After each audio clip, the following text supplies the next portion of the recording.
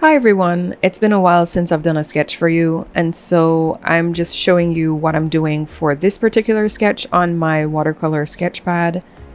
So for those of you who are new to art, just taking it on as a hobby or trying it out for the first time, there are different types of sketch pads that you can get.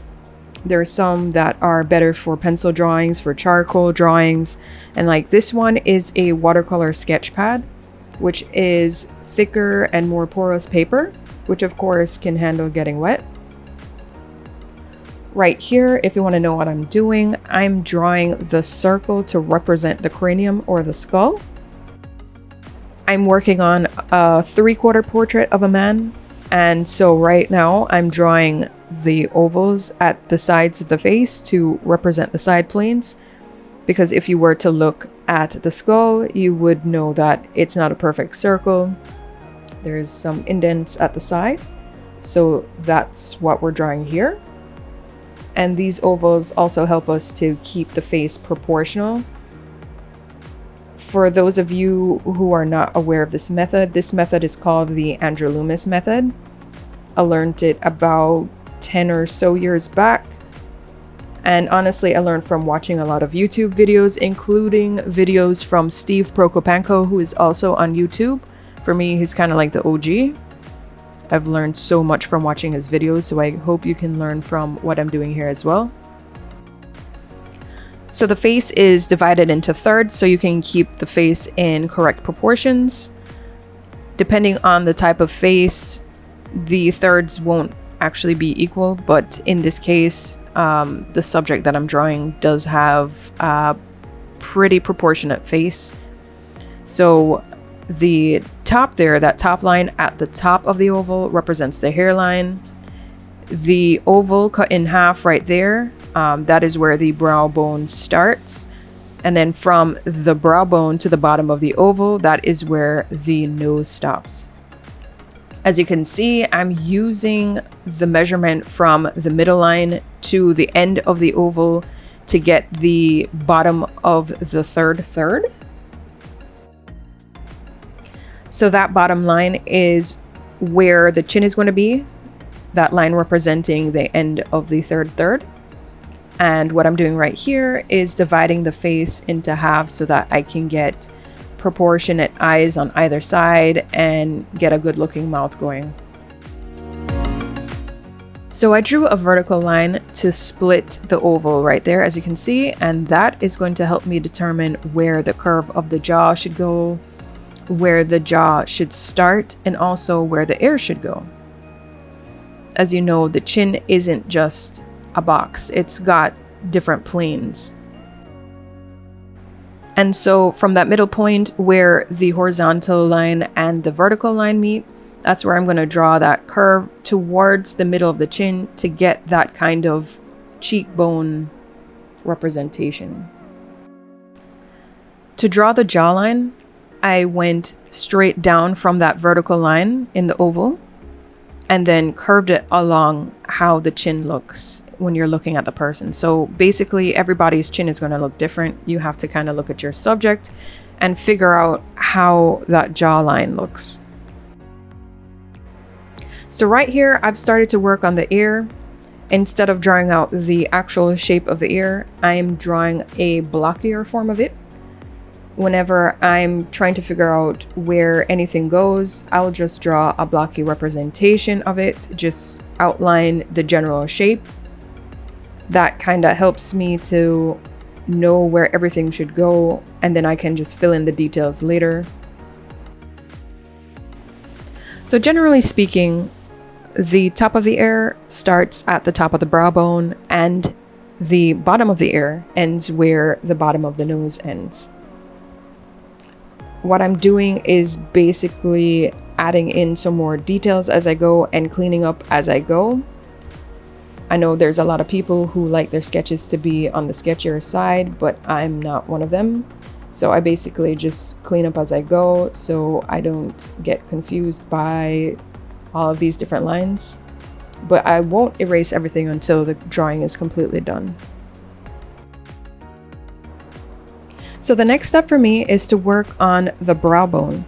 Instead of just drawing in an eye or the brows, I am actually thinking in terms of how does the skull look? And I am drawing that representation of where the sockets would be, because that helps me to get some more details into my drawing when I draw it in this fashion. And now I'm drawing another blocky form, which is to represent the nose. So as you can see, it kind of looks like there is a bit of an hourglass shape or even an upside down triangle for the bridge of the nose. And then right here, it's kind of an octagonal shape. And that shape right there is the apex of the nose, or the bottom of the nose. So where you'll have your nostrils and the tip of the nose. So right here, I'm going to leave the nose as is and go on to the mouth. And if you were to think about how to draw the mouth, I would recommend that you think of it as a tuna can with the edges being curved or the sides being curved. And in this case, this is a 3/4 view, so you're only going to see one side curved, and that is the side that you see less of. So the side that is turned to the right, that's where you're going to see the curve. Now these curves are important because there are muscles at the side of your lips that you need to represent. The ones that help you to smile or to frown. And then now I'm working on the lips. That is the line that separates the two lips right there. Then you also have to think in terms of the Cupid's bow and the muscles that help your lip to look more rounded instead of just flat on the face. So I would recommend not jumping around like I do. But for me, when I'm drawing, I like to figure out where one thing is, and once I figure out where that thing goes, then I jump to the next thing to kind of keep everything moving and to give me an idea of where I'm going. My recommendation to everyone looking at this tutorial is to work in pairs. So if you're working on one ear, try to do both ears at the same time so you can kind of compare and make sure they are even. Work on the lips one time, work on the brows one time. Right here, I'm working on the brows myself, and the brow starts on that line for the top of the brow bone, and you work down. You don't work up, you work down past the line. So right here, I'm working on the details of the apex of the nose. So the nostrils and the side planes of the nose. And since this is a 3/4 view, you have to think in terms of perspective. You're going to be seeing more of the nostril on the left than you are on the right. These lines are not necessary if you're not going to be doing a pencil drawing, but I like to put them there as a guide for when I'm ready to put in my watercolor paint. You're not going to see me put in a lot of details into this drawing because I am planning on painting it. And just a disclaimer, I am not very experienced with watercolor paints, so if it works, it works. If it doesn't, hey, I tried. A lot about doing anything is just trial and error, and I'm kind of in that phase because I have kind of spent a lot of time doing pencil drawings, charcoal drawings, and for this past year doing acrylic, and I feel very comfortable with those. So now I'm challenging myself to go beyond that and try other mediums. So one of which is going to be oil and watercolor paints, and then I would like to move on from there to try other things, not exactly sculpting, but adding sculpted elements to my paintings. But I'm just taking baby steps as I go. From this point forward, I'm just going to be doing a lot of tweaking of the elements I have on the face. I've already mapped out where everything's supposed to go, so from this point forward, I'm just looking at my reference image and just making sure that everything aligns with what I have on the paper, making sure that, you know, the nose is long enough or the mouth is wide enough, and just making sure that it does represent the person I'm trying to draw.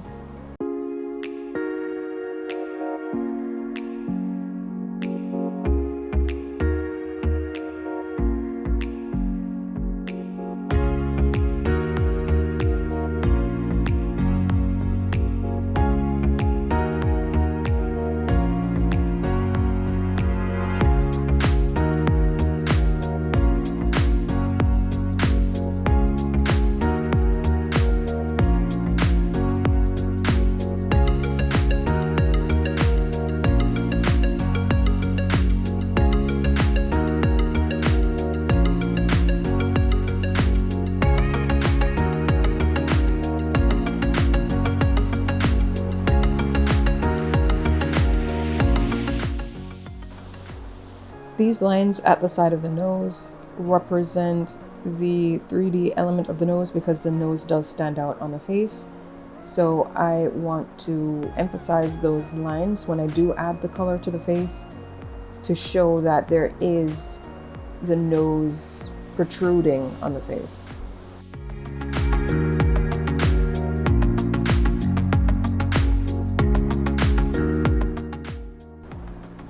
I generally leave the eyes for last because once you have everything else in place, it's a lot easier to put in the eyes. And I'm not drawing an oval shape for the eye. I'm doing it more in a boxier shape because the lid isn't perfectly round. There's a part that comes up and then there's a flatter part. And then there is a downward line at the edge of the eye where the two lids meet. For the bottom, it's two lines. So the line that comes out from the corner of the eye, and then the other line that meets from that line to the other end of the eye. If you draw the eyes in a boxier shape like this, I promise you, your eyes will look more realistic than just doing ovals.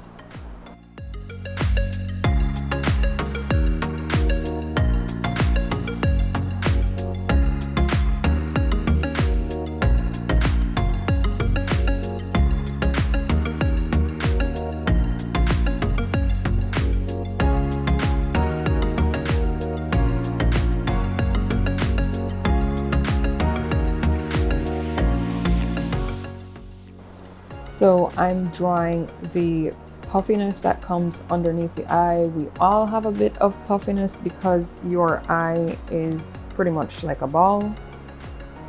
And so it's not just flat in the face. And so to represent that circular form, there is going to be a little bit of bag under the eye. It's just anatomically correct. I also drew some lines that follow the curve of the eye at the top there to represent the lids.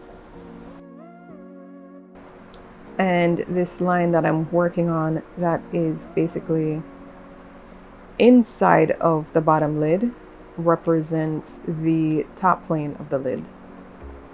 Because the lid isn't perfectly flat, there's the part that touches the eye, then there's a little bit of a thickness, and then it goes down past the eye. Now right here, I am working on drawing my irises. I'm not really concerned about drawing the pupils or anything else. Once you get the shape for the iris, you can worry about everything else afterwards. And because it's a 3/4 view, it's not going to be a perfectly round iris. It's going to be more of an oval. And the person is facing the right, but looking to the left. So the left iris is going to look bigger than the right iris. I'm working on that tuna can-like shape to the right to indicate the circular muscles at the side of the mouth. And then this right here is just the outline of the beard.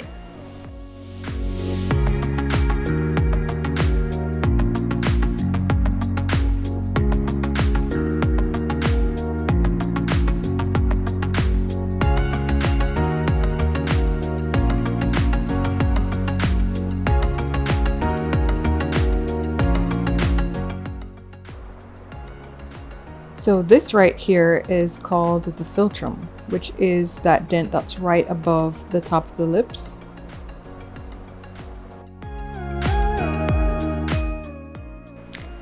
So let me add that I'm not an anatomy expert, but learning anatomy certainly does help when it comes to drawing things. The more that you understand how an object works or the human body works or is connected, the easier it is for you to understand how to draw it. So you can't really separate the two. Proportions and anatomy go hand in hand. So this is something that a fellow artist has told me. and I don't mind calling out his name because he is an amazing artist. His name is Alfonso Blake. I actually have an artist interview with him. He's the 5th one I've interviewed, and you can find that in my featured artist playlist. But basically what he told me was that you should draw according to correct proportions, or learn how to draw something correctly before starting to experiment. Because if you've ever seen any of his drawings, they're not very literal, they're not proportionate in terms of drawing something realistically, but it has the general idea and the general feeling of what a human being should look like. And he's able to really get that type of drawing or that type of painting because he really understands how the human body works, how the face works, how anything really works object-wise. And when you get the basics down, you can really start experimenting with other things a lot more easily. So this is one of the reasons why I enjoy featuring other artists on my channel, and that's because they always have some great words of wisdom, some real gems for not only other artists, but for people in general. There's always something new I can learn from them.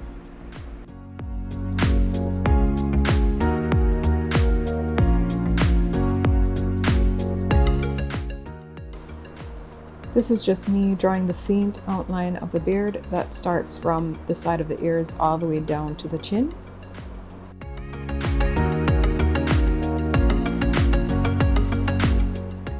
So just to give you a backdrop on what I typically draw, you'll notice that I generally stick to drawing women, and that's because I find them more aesthetically pleasing to draw. But this young man that I found online,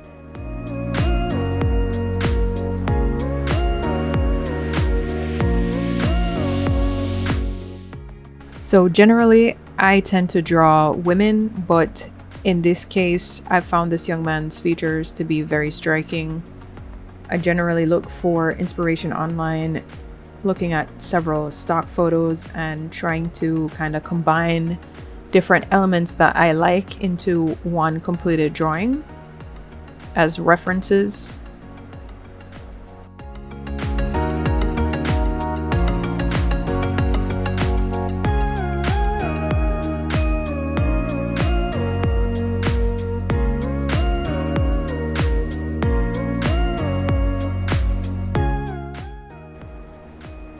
As I mentioned before, you're really not going to see all of the details that I could be putting in this drawing, and that's because all the details will come in once I start using the watercolor paints on this drawing. So stay tuned for the next video. I'm just showing you the finishing touches that you could add when finishing a sketch before you can either add more pencil or color pencil elements or even charcoal. This is just the basic items that you would need to ensure that you know where to go as your next steps.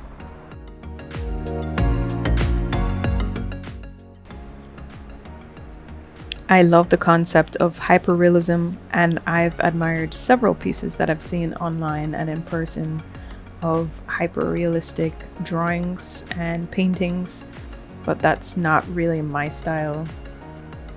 A lot of what I do has to revolve around this is what I'm thinking, this is what I'm feeling. So I prefer my drawings and my paintings to kind of reflect this is what's going on in my head. So a hint of realism with a hint of, I don't want to say fantasy, but you can tell that this is the concept or the idea, but something is not real about it.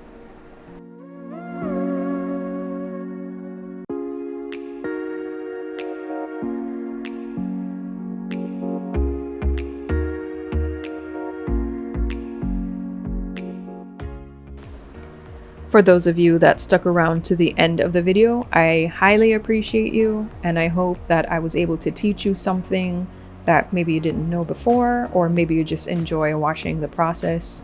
Either way, please let me know in the comments.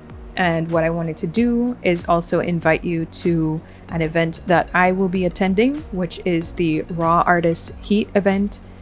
And that will be at Club Salamander in Miami, Florida. And that's 702 Northwest 5th Avenue, Miami, Florida. Doors open at 7 and the event ends at 11. And it's going to be a combination of a lot of things: visual art, music, photography, dance, fashion, performances, and there's going to be a DJ and drinks. So hopefully if you're in the Miami area and you're able to make it, I can see you there. I'd be looking forward to meeting you and showing you my work in person. This will be my first show in the US, and I'm using it as a testing ground for future shows with raw artists. I actually have another showcase coming up on September 27th in Atlanta for Raw Artist Soul Reboot. I'll give you information about that show in later videos, but going back to the show in Miami, again, it's August 11th, and it will be at Salamander. That's 702 Northwest 5th Avenue, Miami. Doors open at 7 and the event ends at 11. Pre-sale tickets are $15. If you buy just before the show, it's going to be $30, so I suggest buying tickets now.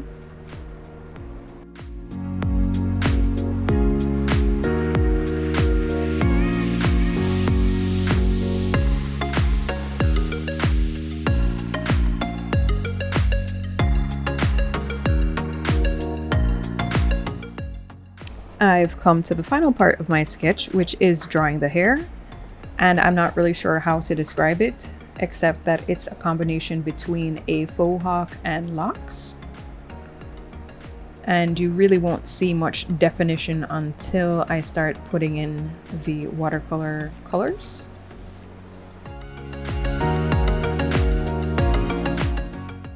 So this is where we're stopping with the sketch today. You'll be seeing more details once I do my next video of me putting in the watercolor paints. I hope you enjoyed this video, and I also hope to see you at my show on Friday, August 11th at Salamander in Miami. Thank you for watching. Please subscribe and follow for more.